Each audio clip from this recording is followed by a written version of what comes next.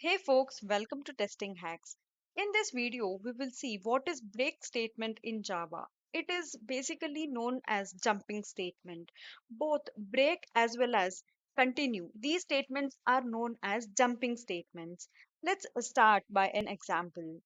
So we will create a new class first.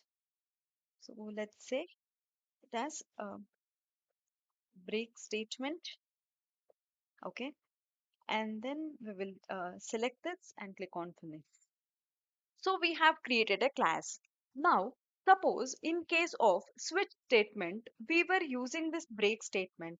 If you remember, we will go to that particular example and see in case of yellow, once after it prints this value, it will break. What it was doing is it was coming completely out of this loop. Suppose the condition matches. If the condition matches, then it used to print the value, particular value, and then it used to come completely out of the loop itself, right? So that is why we were using break statement. But here we will use it with the example of for loop. For, let's say, int I is equal to 1. Okay.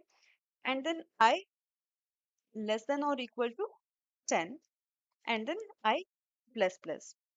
So I just have a simple for loop here, right? So here I want to print all these values. What I'll do, I used to just give the value of I. If I execute this program, we were getting all the values starting from 1 to 10, right?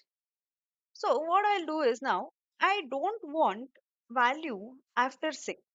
I want only value till 6.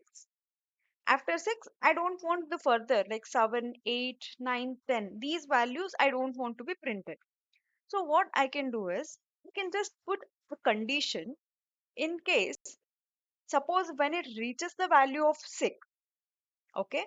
When it reaches the value of 6, then these statements must not be printed. So I can just go here and then I can put a if condition. If the value of I greater than 6, then I want this particular loop to be broken. So for that reason, we will use a keyword called break. So what it does is, it will check until the value is 6. After the value of 6 is greater than I value is greater than 6, then it will completely break and come out of this particular for loop itself. Let's give a try. See, we printed only till 6. After 6, it did not got printed. Suppose I don't want even 6. What I can do is I can just simply put double equal to. If you know the operators, you will find that. So it printed only till 5. After that, it did not print, right? So this is how the break statement works. We can use it with while loop, do while loop, as well as with the switch statement. So for with for loop as well, we can use it. And this is majorly known as jumping statement because with the help of this, we can jump out of the particular loop.